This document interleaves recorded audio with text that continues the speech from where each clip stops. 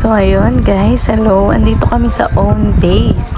So, maagang pa Christmas gift for my mother. Medyo masama yung pakiramdam natin, kaya medyo iba yung boses natin ngayon. So, ayan, since andito kami ngayon sa Own Days, inaantay namin ang go signal para sa pag-check ng kanyang eyes. So, nakaupo kami ngayon. And, ayan na, makikita nyo guys, i-check na yung grado ng mata ng mama ko. So, ayan. And, makikita nyo naman po.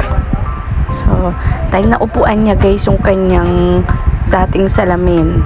Kaya, ayan, bilhin na ulit kaming bagong salamin niya. After that, guys, punta kami dito sa Shakey's para magmerienda. Gusto niya daw kasi ng pizza. So, pagbigyan ng inyong ina na gusto pizza.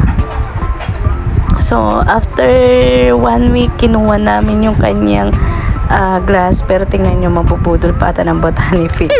So, ayan. Kukunin niya na yung kanyang salamin. And, chine-check niya kung okay na.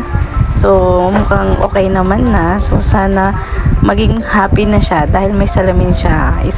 Ilang araw siyang tulala dahil niya yung salamin na upuan niya.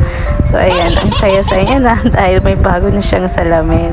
So, God bless us more talaga. And Merry Christmas. So, ayan, suot niya na yung salamin and masayang-masaya siya. Tinanong ko siya. Hanggang dito na lang guys. Thank you for watching. Bye-bye.